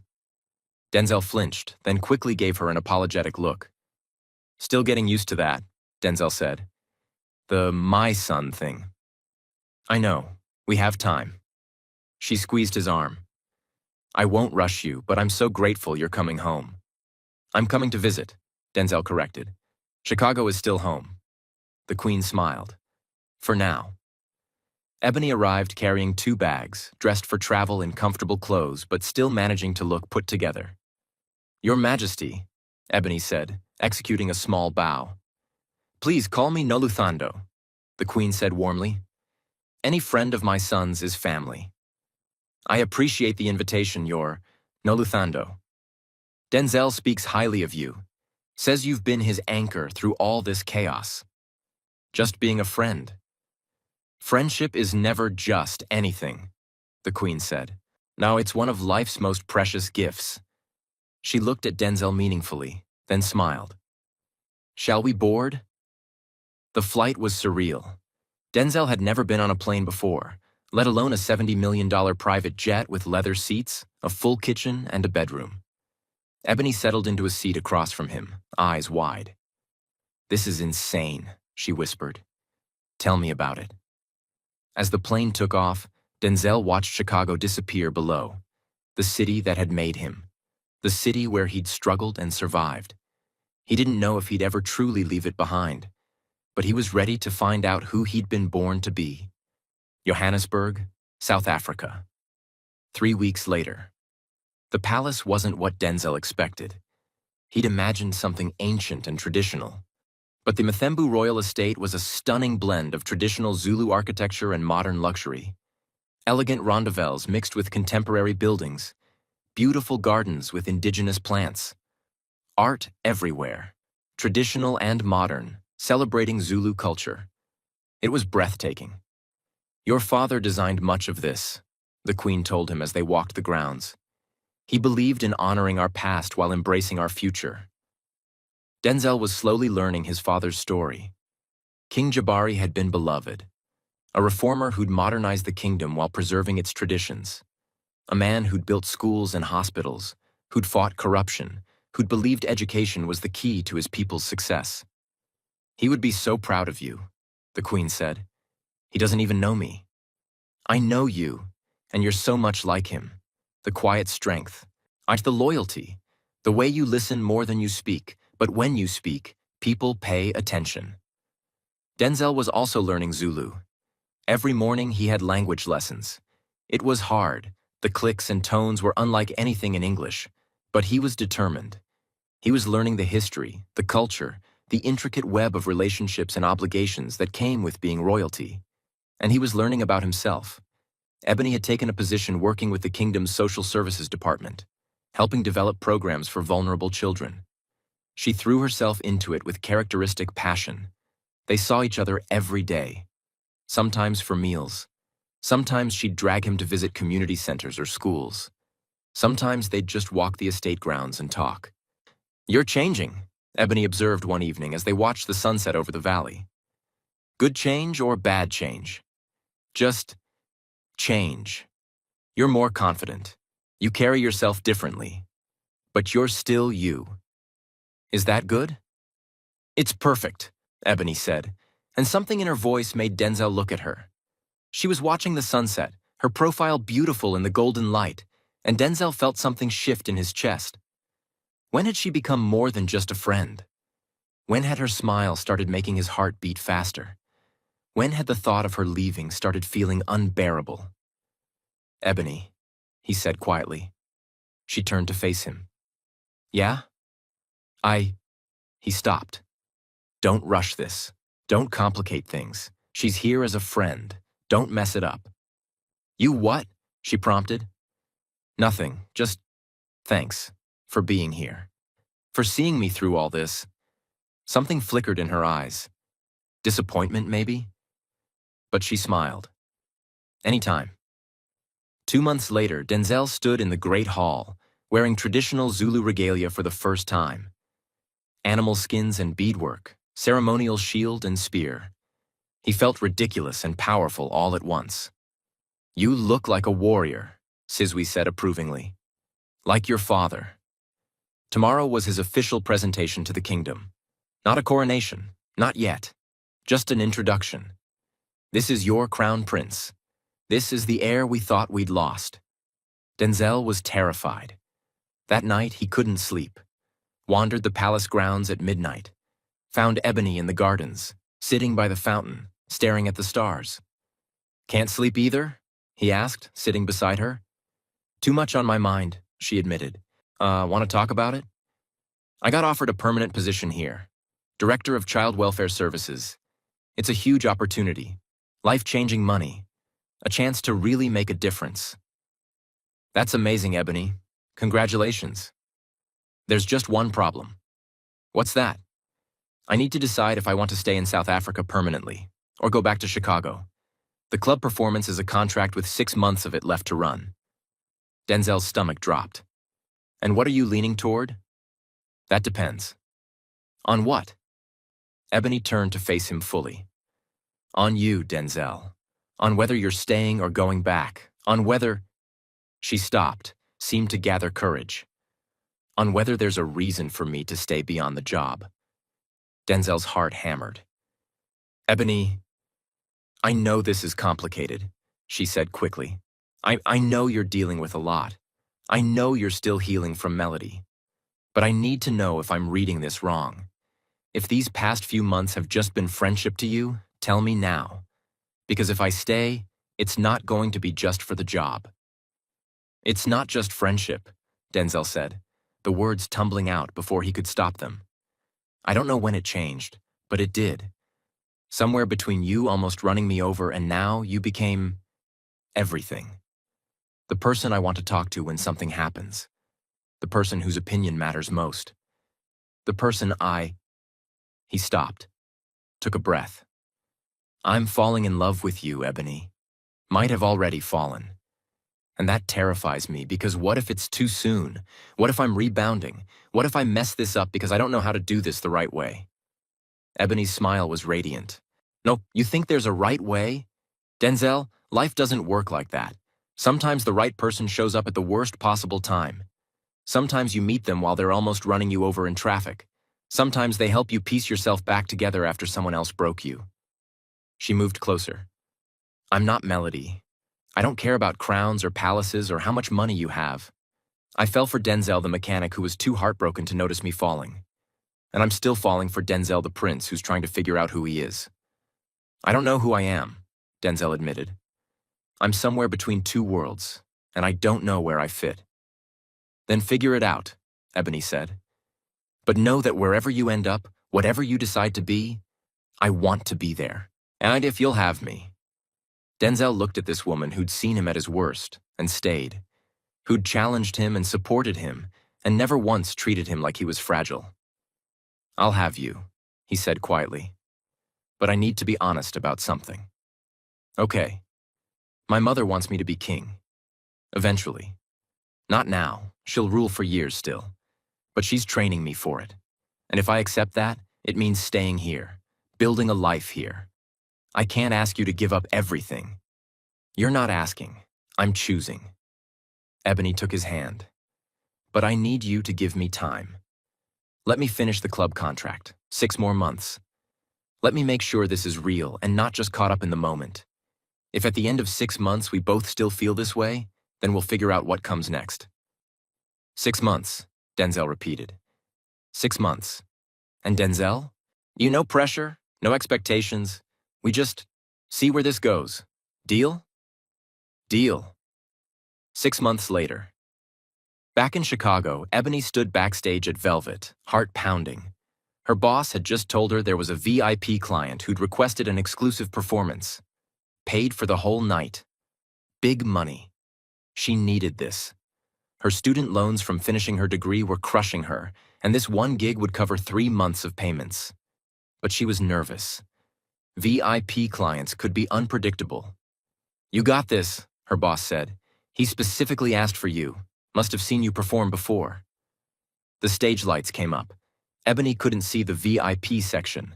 It was deliberately darkened for privacy. She started dancing. And as she moved, she thought about Denzel. She'd come back to Chicago 2 weeks ago to finish some paperwork, tie up loose ends. Denzel was still in South Africa, preparing for his coronation in 3 months. They'd talked every day for 6 months. Video calls that stretched for hours. Messages at odd times because of the time difference. A relationship built on conversation and trust, and the certainty that what they had was real. Ebony smiled mid-performance, remembering their last call. I miss you, Denzel had said. The palace feels empty without you. I'll be back soon, she'd promised. 2 weeks, tops. From the VIP section, a voice, deep, familiar, making her heart stop. Who are you thinking about that brings that smile to your face? Ebony froze. That voice. The client stood up, moving into the light. Tall, powerfully built, dressed in an impeccably tailored suit that probably cost more than her car. Cornrows fresh, light stubble on his jaw, dark eyes intense and focused completely on her. Denzel. Was it me? He asked, moving toward her slowly, deliberately, like a man who knew exactly the effect he had. Ebony's breath caught. Yes, she managed. Yes, it was you. He was close now, standing right in front of her. I couldn't wait 2 weeks. I can see that. And I couldn't propose over a video call. Ebony's heart stopped. Propose? Denzel took her hand. For the past 6 months, you've been my anchor, my reality check, the person who keeps me grounded when everything feels surreal. You've seen me as Denzel the mechanic and Denzel the prince, and you've loved both versions. Or at least, I hope you have. I do, Ebony whispered. Good. Because I love you, Ebony Richardson. I love your strength and your sass and the way you call me out when I'm overthinking. I love that you don't care about crowns or palaces. I love that you choose to be with me, not because of what I have, but because of who I am. He dropped to one knee, pulled out a ring, beautiful, elegant, with a diamond surrounded by traditional Zulu beadwork in gold. I'm going to be king, Denzel said. In 3 months, I'll be crowned. And I want you beside me. Not as my subject, not as my employee, as my partner, my queen, my wife. Ebony felt tears streaming down her face. I know it's a lot to ask, Denzel continued. I know it means leaving Chicago, leaving the life you've built. But I promise I'll spend every day making sure you never regret it. I promise to honor you, respect you, love you exactly as you are. I promise to be the man you helped me become. So, Ebony Richardson, will you marry me? Ebony dropped to her knees in front of him, taking his face in her hands. Yes, she said, laughing and crying at the same time. Yes, I'll marry you. I'll be your partner, your pain in the ass, your reality check, and your wife, in that order. Denzel laughed, pure joy, and kissed her. The entire club crew erupted in applause. Ebony had forgotten they had an audience. She pulled back, laughing. You just proposed to me in a nightclub. I proposed to you where we had our first real moment, Denzel corrected. Where you told me I'd be okay. Where you made me believe I could survive heartbreak. Seemed fitting. You're such a romantic. Only for you. He slid the ring onto her finger. It fit perfectly. So, Ebony said, when do I get to see this palace I'm apparently going to live in? How about now? The jet's waiting. Of course it is. Ebony shook her head, grinning. You really did come all this way just to propose. I came all this way for you, Denzel said simply. I'd cross oceans for you, Ebony, every time. 3 months later, Mthembu Kingdom, South Africa. The coronation was a spectacle, a traditional ceremony mixed with modern celebration. Thousands of people from across the kingdom and around the world, cameras broadcasting to millions. Denzel stood in full royal regalia, listening to the Zulu blessing, accepting the crown and the responsibilities that came with it. When it was done, when he was officially King Kanyisila Mthembu, he looked out at his people and felt the weight of it. But beside him stood Ebony, dressed in a stunning gown that blended Western elegance with traditional Zulu elements, wearing her own crown as his queen-to-be. And he felt ready. At the palace gates, a taxi pulled up. Melody stepped out, carrying a designer bag, wearing an expensive outfit, looking like she'd spent a fortune on this trip. I'm here to see King Kanyisile, she told the guards imperiously. They looked at her, the unimpressed. Do you have an appointment? One guard asked. I don't need an appointment. I'm someone important to him. Tell him Melody is here. He'll want to see me. The guards exchanged glances. Wait here. Melody waited, and waited, and waited. An hour later, one of the royal advisors approached. Not Denzel, not even anyone important, just a mid-level palace official. He carried a box. Ms. Washington, he said formally. His Majesty has sent you this. Melody's eyes lit up. He did? What is it? She opened the box. Inside was a check for $1 million. Several gold bars, worth at least another $1 million. And a letter in Denzel's handwriting. Melody's hands shook as she read. Melody, thank you for being my first experience at love, despite how it ended. And I learned valuable lessons from our time together, about what real love looks like by seeing what it doesn't look like. You taught me that love based on conditions will always fail, that someone who only values you for what you can provide will leave the moment someone offers more. That true partnership means choosing someone at their worst, not just celebrating them at their best. I forgive you, not because you deserve forgiveness, but because holding on to anger only hurts me. You made your choices based on your values. I can't change your values. I can only ensure I never compromise mine again. The money in this box is my repayment for the debt I owe your mother. She fed me when I was hungry, gave me warmth when I was cold, saw me as worth investing in when I had nothing. She was kind to me without expecting anything in return. Unfortunately, her daughter didn't inherit that quality. I hope you use this money wisely. Build something meaningful.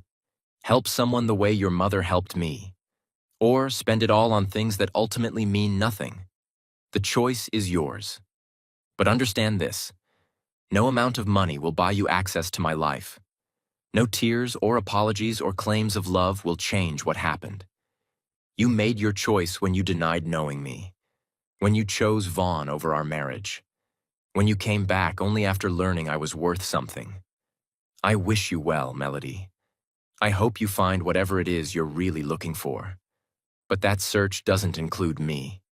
May you find peace, Kanyasile Mthembu, king of the Zulu kingdom. Melody stared at the letter, and tears streaming down her face.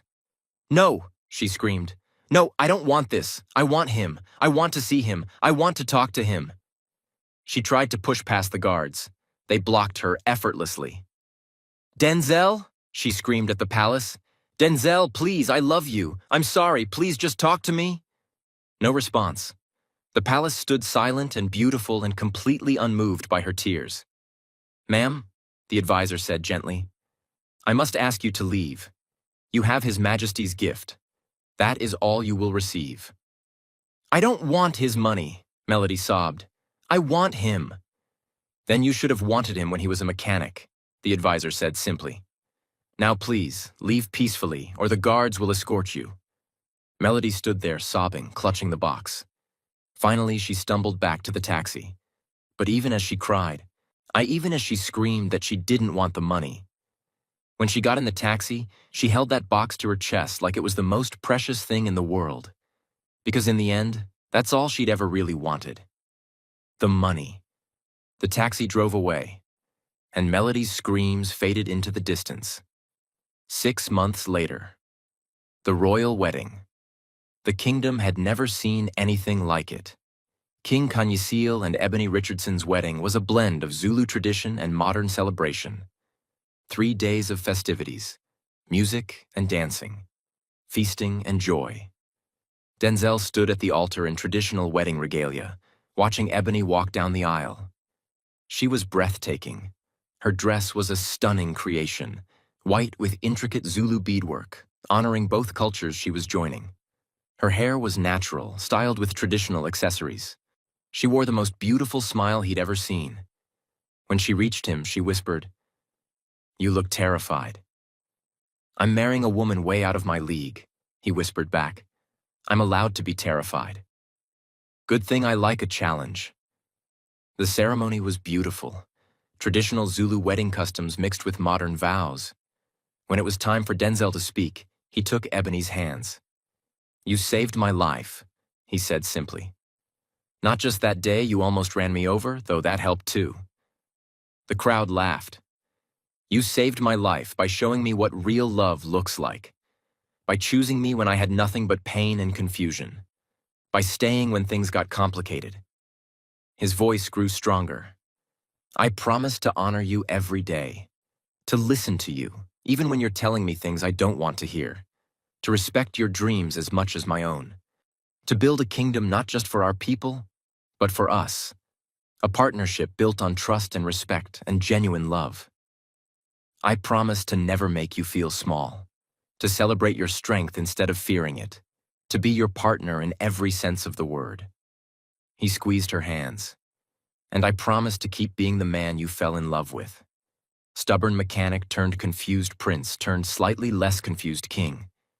Because that journey only worked because you walked it with me. Ebony was crying. Happy tears. Your turn, Denzel said softly. I'm supposed to follow that? Ebony laughed through her tears. Okay, here goes. She took a breath. Denzel, you were a disaster when we met. The crowd laughed again, literally standing in the street, not caring if you lived or died. And I thought, well, this guy clearly needs help. I had no idea that helping you would end up helping me. You taught me that strength isn't just about being independent. It's about knowing when to let someone in, when to be vulnerable, when to admit you can't do it alone. Ebony's voice softened. You let me in during the worst time of your life. You trusted me with your pain. And in doing that, you taught me how to trust too. I promise to always be honest with you, to tell you when you're being an idiot. More laughter. To support your dreams even when they scare me. To be your partner, your confidant, your best friend, and your biggest fan. I promise to love you in your jeans and t-shirt just as much as in your crown. To see Denzel the man, not just the king. To build a life with you that's real and messy and beautiful. She smiled through her tears. And I promise to keep you humble, because God knows someone needs to, Your Majesty. They sealed their vows with a kiss that made the crowd erupt in celebration. And as the new king and soon-to-be queen turned to face their people, Denzel felt something he'd never felt before. Complete. Not because of the crown or the wealth or the kingdom, but because of the woman beside him. The woman who'd chosen him. The woman who'd seen his worth when he couldn't see it himself. As night fell over the kingdom, Denzel thought about his journey. From foster care to mechanic, to prince, to king. From heartbreak to healing to happiness. And he realized the most important lesson of all. Your worth is not determined by what others see in you. It's not in your job title, your bank account, or your relationship status.